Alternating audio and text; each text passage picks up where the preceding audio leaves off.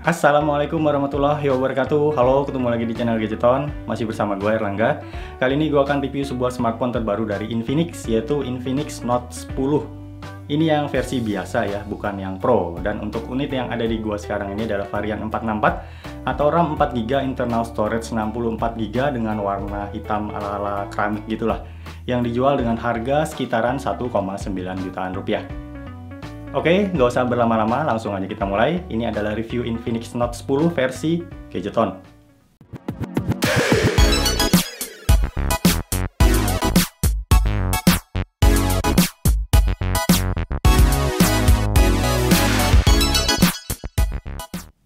Bagian pertama yang paling menarik untuk dibahas menurut gue ada di sisi layar. Karena di bagian ini Infinix seperti break the rule atau menaikkan standar mereka lah. Karena smartphone 1,9 jutaannya ini sekarang sudah dibekali layar Full HD, bukan layar HD lagi. Layar Full HD-nya punya kualitas yang tergolong bagus, malah di atas ekspektasi gue sebelumnya. Layarnya terlihat bening, responnya oke, sudut pandangnya juga luas, super lega, 6,95 inch dengan reproduksi warna yang juga cakep. Selain itu, desain layar dan kamera selfie-nya juga sudah kekinian banget, yaitu menggunakan desain punch hole yang ditempatkan di tengah atas. Di bawah sinar matahari, layarnya juga masih bisa terlihat dengan cukup jelas. Sayangnya, kalau dicek via aplikasi DRM Info, sertifikasi layarnya masih L3, belum L1, yang artinya belum bisa play film di Netflix dengan resolusi Full HD. Dari sisi desain, smartphone ini juga layak untuk diapresiasi. Selain desain layar punch hole-nya tadi, desain kamera belakangnya juga cakep. Ya, walaupun desain kamera begini mengingatkan gue dengan desain kamera Vivo. Frame yang mengelilingi bodinya juga terasa solid, handlingnya lumayan enak, dan desain bodi ala-ala keramik warna hitamnya juga menambah kesan mewah. Satu-satunya yang terasa kurang dari sisi build quality ada di bahan yang digunakan untuk bodi belakangnya. Bahan plastik bodi belakangnya ini tipis banget, jadi kalau bodi belakangnya ditekan-tekan, terasa banget ngeleotnya. Untuk pengguna smartphone ini paling aman memang harus pakai case. Dari sisi kamera, smartphone ini dipersenjatai lensa utama 48 megapiksel, lensa makro, lensa potret, dan lensa selfie 16 megapiksel. Foto 48 megapikselnya dilengkapi fitur AI dan SDR atau HDR, yang tentunya bisa meningkatkan kualitas hasil foto. Detail fotonya sudah termasuk bagus di kelas harganya. Dynamic range-nya oke, dan ton warnanya juga cakep. Untuk hasil foto makronya juga oke. Fotonya terlihat cukup tajam dengan ton warna yang juga bagus untuk ukuran sebuah smartphone 1,9 jutaan. Foto potretnya juga lumayan halus dan rapi, asal diambil di kondisi cukup cahaya. Untuk fitur night mode, kamera depan dan belakangnya layak untuk dikasih jempol ya. Night mode-nya bagus, bikin hasil fotonya terlihat lebih terang dengan efek dramatis yang juga cakep. Noise yang dihasilkan juga terlihat minim atau sedikit.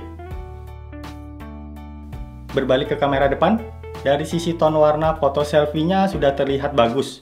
Tapi dari sisi detail menurut gue agak kurang. Foto selfie-nya terlihat kurang tajam atau kurang detail. Tapi balik lagi, ini adalah smartphone seharga 1,9 jutaan. Tentunya kita tidak bisa berharap semua fitur kamera dikasih maksimal. Dari sisi perekaman video kamera belakang, smartphone ini maksimal bisa merekam sampai dengan resolusi 2K. Untuk ton warna dan kontrasnya sudah terlihat oke di kelas harganya. Namun sayangnya tidak ada fitur AIS atau stabilisasi. Jadi hasil perekaman videonya terlihat tidak stabil atau bergetar. Dari sisi perekaman video kamera depan juga sama. Resolusi maksimal yang bisa direkam adalah 2K, tidak ada fitur stabilisasi, yang tentunya bisa bikin perekaman video jadi nggak stabil. Sementara dari sisi kontras dan ton warna sudah terlihat cukup oke.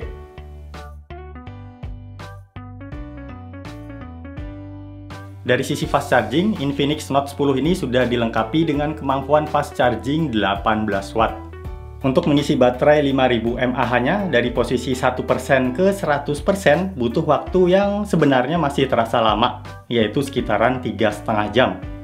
Chargingnya juga dilengkapi dengan fitur auto disconnect yang otomatis akan memutus arus ketika baterai sudah full. Sementara untuk konsumsi baterainya termasuk hemat, di mana dalam pemakaian yang tergolong sibuk dengan screen on time sekitaran 11 jam, smartphone ini masih bisa bertahan sampai dengan 23 jaman. Ini gue pakai untuk Instagraman nonton mola, browsing, WhatsApp, Tokopedia, ngegame, dan lain-lain. Dipakai main PES 2021 20 menit, baterainya berkurang 6%. Dipakai main PUBG Mobile 30 menit Smooth Ultra, baterainya berkurang 9%. Dipakai main Asphalt 9-10 menit, baterainya berkurang 4%. Dipakai main Mobile Legends 20 menit, baterainya berkurang 8%. Dan dipakai main CODM dengan grafik medium framerate high 20 menit, baterainya berkurang 6%. Dari sisi performa, smartphone ini sudah termasuk bagus di kelas harganya. Prosesornya menggunakan Helio G85 yang sudah termasuk oke untuk ukuran sebuah smartphone seharga 1,9 jutaan. Tapi tentunya masih belum bisa mendekati performa Helio G90T atau G95 ya.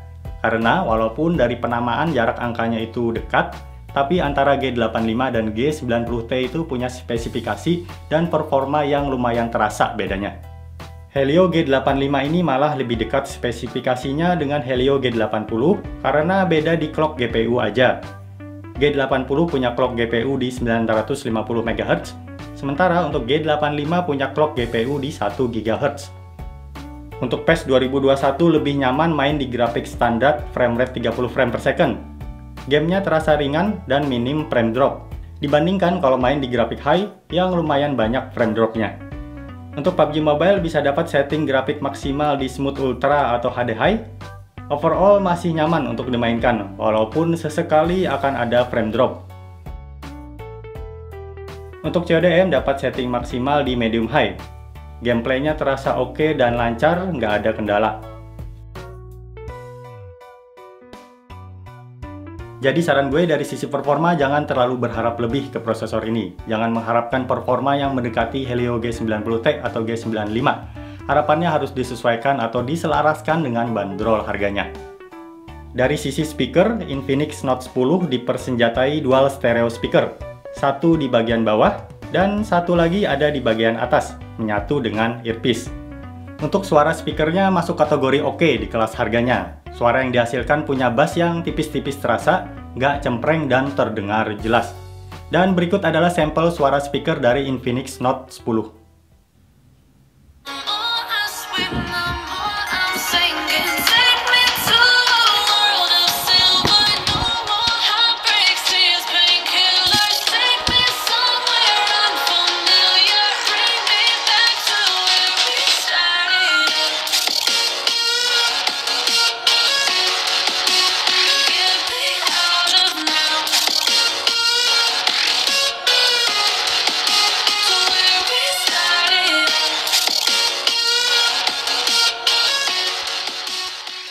Oke, sekarang kita masuk ke pembahasan fitur-fitur lain dari si Infinix Note 10 ini yang menurut gue berguna. Yang pertama adalah smartphone ini sudah support fitur Wi-Fi sharing atau Wi-Fi repeater, di mana Wi-Fi dan personal hotspotnya bisa diaktifkan secara bersamaan. Fitur Wi-Fi sharing atau Wi-Fi repeater ini akan sangat berguna kalau kita ada di sebuah tempat atau lokasi yang cuma menyediakan satu username atau password untuk terkoneksi ke internet Wi-Fi. Jadi kita bisa sharing lagi Wi-Fi yang kita dapat ke gadget lain melalui personal hotspotnya.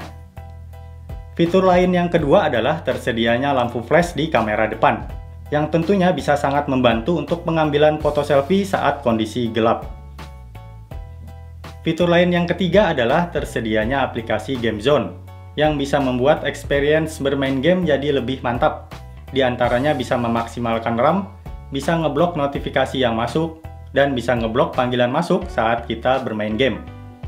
Fitur lain yang keempat adalah tersedianya aplikasi theme bawaan, di mana melalui aplikasi ini kita bisa dengan mudah download dan ganti-ganti theme, wallpaper, icon, dan juga font. Fitur lain yang kelima adalah smartphone ini punya config triple SIM slot, yang artinya bisa kita isi dengan 2 SIM card plus satu dedicated slot untuk SD card up to 256 GB. Oke, itu tadi adalah review Infinix Note 10 dari Gadgeton. Kalau beberapa waktu yang lalu gue pernah bilang, Poco M3 dan Redmi 9 adalah smartphone terbaik di harga sekitaran 1,9 jutaan, kali ini mereka harus rela kedatangan satu saingan beratnya lagi, yaitu si Infinix Note 10 ini. Dari review yang gue sampaikan tadi sudah jelas, smartphone ini sangat layak untuk direkomendasikan buat lu yang lagi nyari smartphone di harga sekitaran 1,9 jutaan. Infinix Note 10 ini punya kamera yang bagus, layar kinclong, prosesor yang termasuk oke di kelas harganya, dan desain yang keren serta mewah. Oke, klik like kalau lu suka dengan video ini, jangan lupa subscribe, nyalakan lonceng notifikasi, dan share ke teman-teman lu untuk terus mendukung channel ini. Gua Erlangga pamit, jangan lupa bahagia. Assalamualaikum warahmatullahi wabarakatuh.